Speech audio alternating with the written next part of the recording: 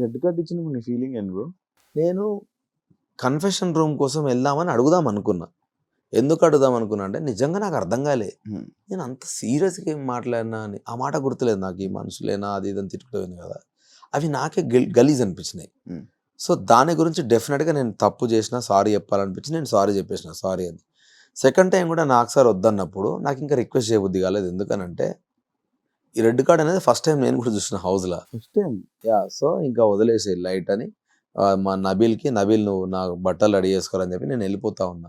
So అప్పటికి నిఖిల్ మళ్ళీ second time మళ్ళీ ఆపిండు. ముందు కూడా నిఖిల్ మామ కొంచెం సారీ చెప్పు కామ్ ఉండంటే కామ్ కాదు మామ, ఒకవేళ పెద్ద మిస్టేక్ అయితే రెక్టిఫై చేసుకోలేదు అట్లా ఇట్లా అనిపిస్తే మనం ఇంక వెళ్ళిపోవడం తప్ప ఏం చేయలేము మామ అంటే, నువ్వు అట్లా అనకు, నువ్వు ఉండాలి, నువ్వు అది ఇది ఉండంటే నేను కొంచెం కన్విన్స్ చేసే ప్రయత్నం చేసిన.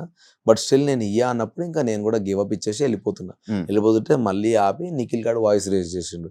ఆ తర్వాత గట్టిగా మాట్లాడింది యష్మి. పాపం యష్మి దన్నుమని నా గురించి లేచి అవుట్ ఆఫ్ నో వేర్ ఆ అమ్మాయి నా గురించి ఫైట్ బ్యాక్ చేసి నాకు సార్తో రిక్వెస్ట్ చేసి దెన్ ఇమ్మీడియట్లీ ప్రేరణలు ఇవ్వడము, ఇట్లా నాకు చూస్తే చాలా హ్యాపీ అనిపించింది. ఆ తర్వాత 11 మంది నా కోసం మాట్లాడారు కదా, నిజంగా వెళ్ళిపోదాంరా ఈ మెమరీ చాలు నాకు. 11 మంది నేను ఉండాలని కోరుకుంటున్నారు. సో మిస్టేక్ ఏదో జరిగింది, ఈ మెమరీతో వెళ్ళిపోదామని ఫిక్స్ అయిపోయాను నేను. కానీ మళ్ళీ నాకు సార్ వచ్చి కూర్చో అని అన్నాడు. థ్యాంక్ యూ సార్ అని చెప్పి మళ్ళీ కూర్చున్నా. ఓట్లు తక్కువ రావడానికి రీజన్ ఏంటి బ్రో? సోఫాలో పడుకొని అందరిని కామెంట్ చేయడం వల్ల. నిజంగా కూడా బ్రో ఫిజికల్ డ్యామేజ్ నాకు నచ్చదు బ్రో. ఫిజికల్లీ హర్ట్ చేసుకొని గేమ్ ఆడాల్సిన అవసరం లేదనిపిస్తుంది. అండ్ అక్కడ దిక్కు ఎవరున్నారో ప్లేయర్స్ కూడా నాకు తెలుసు. ఒక సిచ్యువేషన్ చెప్తాను మీకు ఎగ్జాక్ట్లీ. నేను అంత అవుట్ అవ్వడానికి రీజన్ ఎందుకంటే సోనియా వీళ్ళందరూ ఎగ్స్ ఆపుతున్నారంట.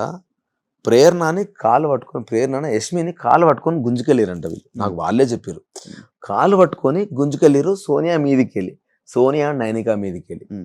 వాళ్ళు వచ్చి నా మెడ మీద కాలు వేసిర్రు వీళ్ళని చెప్పి వాళ్ళు ఏదో అంటే ఒక్క సెకండ్ ఆలోచించారు. నిఖిల్ సోనియా మీద మెడ మీదకి వెళ్ళి కాలు వేసాడు, అమ్మ రానిరా ఒక్కొక్క అరే పృథ్వీ ఇస్తిరవతల వాడే నేను చూసుకుంటా అన్నాడు.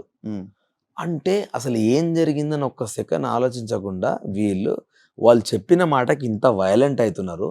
దానివల్ల ఎవరికైనా దెబ్బలు తాకితే ఎవరు రెస్పాన్సిబుల్ అని నాకు అనిపించి డైరెక్ట్ పిలిచి మనం గేమ్ ఆడడం ఎంత ఇంపార్టెంటో మన హెల్త్ కాపాడుకోవడం అంతే ఇంపార్టెంట్.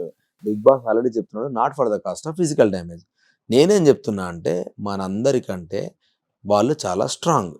మీరు వెళ్ళిర్రంటే మీరు చాలా ఇబ్బంది పడతారు. మీరు ఎంత ఆడాలనుకున్నా అమ్మాయిలతో ఫైట్ బ్యాక్ చేసుకోండి. అబ్బాయిల మీదకి వెళ్ళకండి, వాళ్ళ స్ట్రెంత్ ఎక్కువ వాడి మిమ్మల్ని నూకేస్తే దెబ్బలు తగులుతాయి. ఈ ఒక్క గేమ్ తోటి అయిపోదు మన లైఫ్, ముందు చాలా గేమ్స్ వస్తూ ఉంటాయి ఆడాలి అని దాని గురించి చెప్పిన తర్వాత నేను మీకు చెప్పిన కదా, ముందు గేమ్లో ఫెయిరు అన్ఫెయిరు, యుద్ధము, రాజు, ధర్మము, వైలెన్స్ గురించి ఇంత నీతిలో మాట్లాడి వాళ్ళందరూ ఎంజాయ్ చేస్తున్నారు ఇప్పుడు ఆ వైలెన్స్ ని. సో వీళ్ళందరూ ఫేక్ అనిపించింది నాకు. వీళ్ళతో ఏందో గేమ్ ఆడేది అనిపించింది. ఇప్పుడు నువ్వు ఉంటే కుల్లంకుల్లా ఒకటే లాగా ఉండాలి. నువ్వు అప్పుడు ఒకలాగుండి పృథ్వీ మీ టీంలోకి వచ్చినాక ఒకలాగుంటే నాకు వాళ్ళు హానెస్ట్ అని ఎందుకు అనిపిస్తుంది? వీళ్ళతో ఏందో గేమ్ ఆడేది, వాళ్ళు ఫేక్ ఆడుతారు వాంటెడ్లీ. మళ్ళీ అన్ని స్టార్ట్ చేసింది వాళ్ళే, మేము స్టార్ట్ చేసినామని ప్రొజెక్ట్ చేసారు. ఈ పాయింట్ లోనే మిమ్మల్ని అన్నారు మీరు గేమ్ ఆడరు, పక్కన గేమ్ ఆడినెవరని. అదే నేను గేమ్ ఎవరిని ఆడద్దని లేదు, ఏమన్నా గేమ్ ఆడుకోండి, టంగ్ స్లిప్ అవ్వకండి, ఫిజికల్ డ్యామేజ్ చేసుకోకండి అని అన్న. ఆ రెండు ఎందుకంటే ఒకసారి టంగ్ స్లిప్ అయితే నెక్కి రాదు. ఇప్పుడు నేను కూడా మాట్లాడిన ఫ్లోలో అది జోకులు అనుకున్నా సీరియస్ అయింది. ఇప్పుడు అది వెనక్కి వస్తుందా? రాదు కదా నా మాట. సో నాకు అది తెలుసు కాబట్టే ఆ విషయం గురించి అని కాదు, అది నేను ఫీల్ అవుతా కాబట్టి నేను వాళ్ళకి వద్దాను. ఎందుకంటే పృథ్వీ ఫ్లోలో ఎఫ్ వర్డ్ వాడినప్పుడు నాకు సార్ సీరియస్గా చెప్పినప్పుడు యాజ్ ఎ చీఫ్గా అట్లీస్ట్ మీరు టంగ్ స్లిప్ అవ్వకండి, ఇట్లాంటి బూతులు మాట్లాడకండి. నేనేదో బిగ్ బాస్ రూల్స్ గురించి మాట్లాడినా అవి వేరే వెళ్ళినాయి, డన్, నా మిస్టేక్ అయిపోయింది, ఇంకా దాన్ని రెక్టిఫై చేయలేం. కానీ వాళ్ళకి ఏంటంటే మీరు తిట్టరు, ఎందుకంటే వాళ్ళ దగ్గర తప్పులు ఉన్నప్పుడు మనం ఏలెత్తి చూపించినప్పుడు మన దగ్గర మిస్టేక్స్ ఉండొద్దు.